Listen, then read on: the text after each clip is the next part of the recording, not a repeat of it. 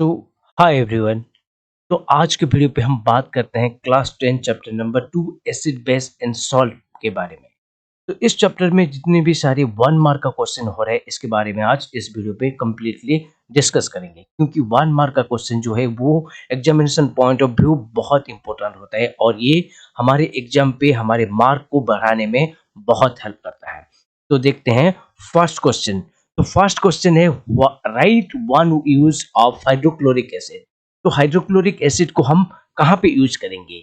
हमको मालूम है हाइड्रोक्लोरिक एसिड जो है वो HCl है। तो हाइड्रोक्लोरिक एसिड को यूज करने का बहुत सारा तरीका है, जिस जिस तरीके से हम हाइड्रोक्लोरिक एसिड को यूज कर सकते हैं। तो first is hydrochloric acid is use in medicine. Medicinal condition पे इसको यूज किया जाता है। हम मैन्युफैक्चरिंग ऑफ मेडिसिन पे हाइड्रोक्लोरिक एसिड को यूज करते हैं।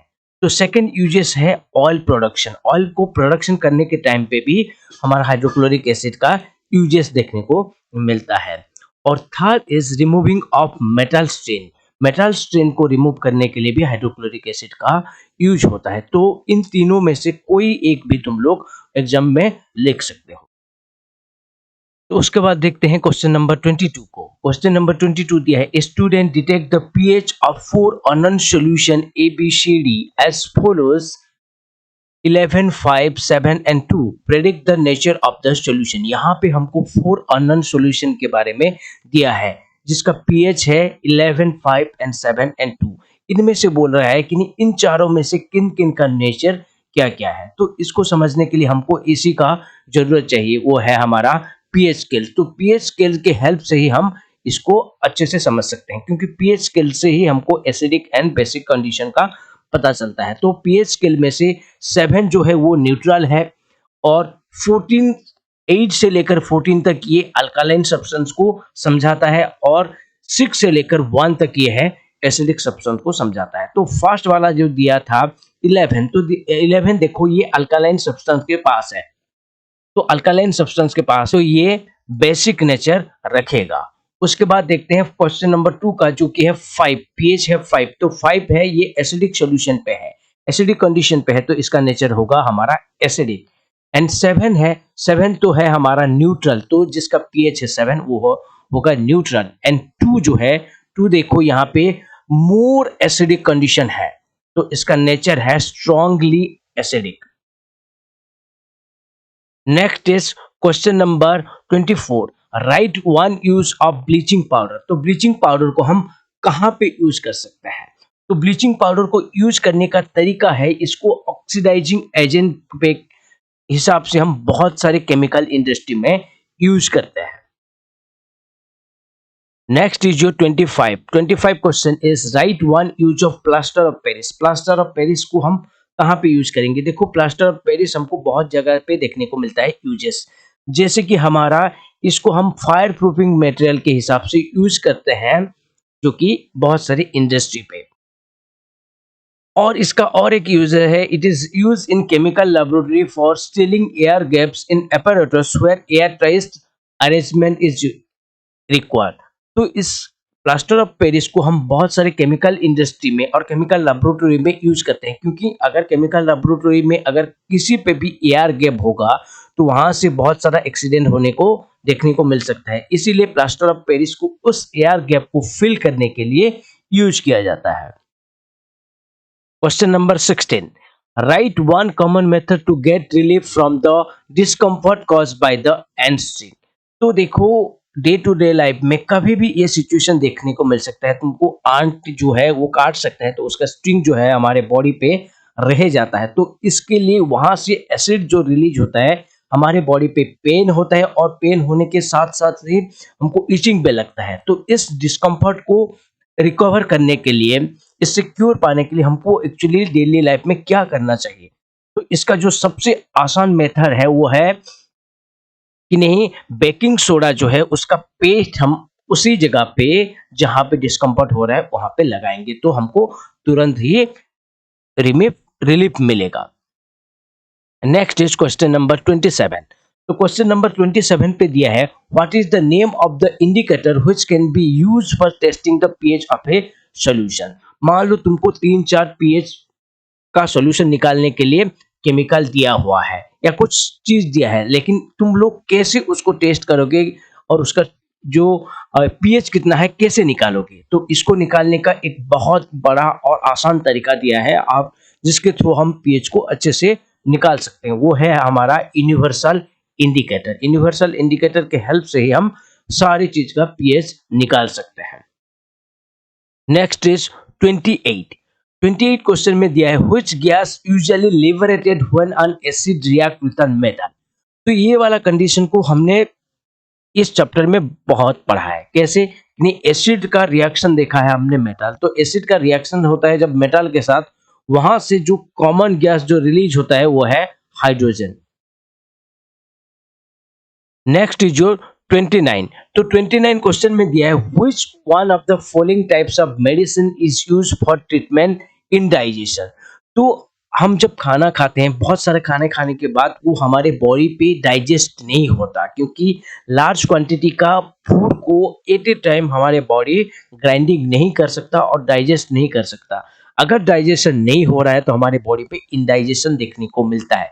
तो उसी इंडाइजेशन को रिलीफ के हिसाब से निकालने के लिए हमको कौन से वाले चीज को चाहिए, मतलब कौन से चीज को यहाँ पे यूज करेंगे? क्या हम एंटीबायोटिक यूज करेंगे या इन चारों में से हमको चाहिए एंटासिड, जो कि है एंटीडोट्स है एसिड का। Next is question number 30। Question number 30 दिया है name a salt which doesn't contain water crystallization.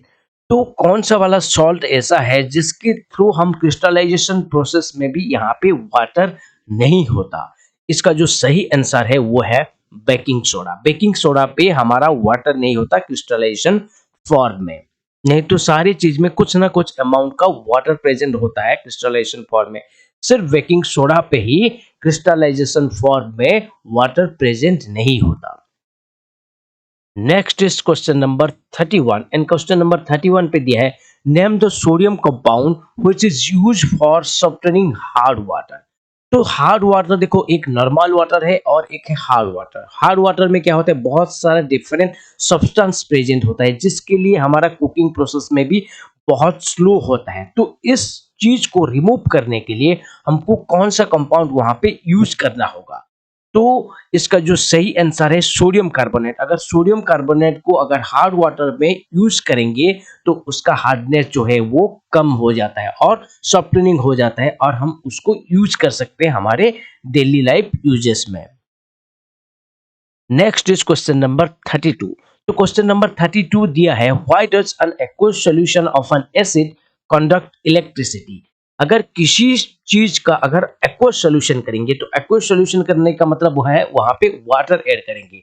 तो अगर वाटर ऐड कर रहे हैं तो वो क्यों उसके बाद इलेक्ट्रिसिटी कंडक्ट करता है? तो इसका आंसर है the present of hydrogen hydrogen ion in an aqueous solution of an acid are responsible for the conduct of electricity।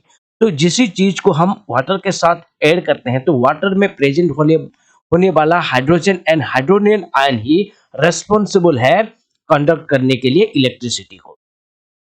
Next is question number 33। Question number 33 दिया है why does the sting cause pain and irritation. तो किसी भी honey bee हो गया या common B क्या हो गया, अगर उसने हमको काटा है तो उसके स्टिंग के काटने के रीजन के लिए हमको इरेशन एंड पेन क्यों होता है? इसका रीजन क्या है? उसका रीजन है एक्चुअली उन स्टिंग पे प्रेजेंट होने वाला फॉर्मिक एसिड। तो उस फॉर्मिक एसिड ही है हमारे बॉडी पे इरेशन एंड पेन करता है, क्योंकि एसिड का काम ही है जलन देना। Next is question number 34। Question number 34 में दिया है how is the neutralization of a carbonate with an acid different from the neutralization of an oxide और ए हाइड्रोक्साइड। कि नहीं, न्यूट्रलाइजेशन ऑफ कार्बन पे क्यों डिफरेंट होता है और neutralization of oxide and hydroxide से अलग क्यों होता है ये?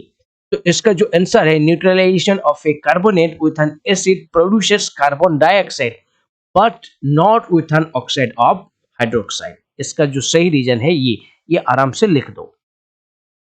Next is question number 35। Question number 35 पे दिया है name the major salt present in sea water. तो सी वाटर में बहुत सारे और ऑलमोस्ट 99% सब लोगों ने सी वाटर में नहाया होगा। तो नहाने के बाद हमारे बॉडी में कुछ डिफरेंट जैसा लगता है, क्योंकि नॉर्मल वाटर पे हमारा नहाने का डे टू डे लाइफ है, लेकिन सी वाटर पे नहाने के बाद हमारा बॉडी जो है रफ लगता है और कुछ डिफरेंट कंडीशन का लगता है। तो इसमें जो प्रेजेंट होने वाला सॉल्ट है वो कौन सा है, मेजर सॉल्ट जो है वो कौन सा है? वो मेजर सॉल्ट है सोडियम क्लोराइड, जो कि हमारा कॉमन सॉल्ट है जिसको हम यूज करते हैं डे टू डे लाइफ में। Next is question number 36। Question number 36 दिया है, name A calcium compound which harden और व्हाइटनिंग विथ वाटर। तो इसका जो आंसर है वो है plaster of Paris. Next is question number 37। Name the product form when Cl2 and H2 produced during the electrolysis of brine are made to combine। तो ये वाला क्वेश्चन तुम्हारे बुक में ही है, बुक का क्वेश्चन है ये, मैंने तुम लोगों को उठाया है, इसको देख लो, ये आंसर है hydrochloric acid. Next is 38 question. 38 question में दिया है, give the reason why alcohol and glucose also contain hydrogen but do not conduct electricity. यहाँ पे बहुत बड़ा क्वेश्चन है ये, क्या दिया है कि रीजन बताने के लिए बोला है क्यों अल्कोहल एंड ग्लूकोज में हाइड्रोजन है फिर भी ये इलेक्ट्रिसिटी कंडक्ट नहीं करता। तो इसका जो सही आंसर है, the aqueous solution of glucose and alcohol do not show acidic character because their hydrogen doesn't separate out as hydrogen ion or H plus ion on dissolving in water, hence they do not conduct electricity।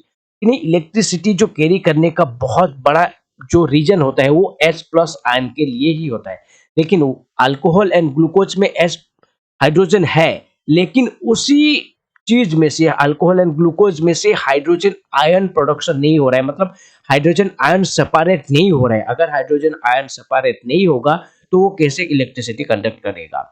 इसीलिए इसी reason के लिए do not separate the hydrogen ion so that glucose and alcohol do not conduct electricity.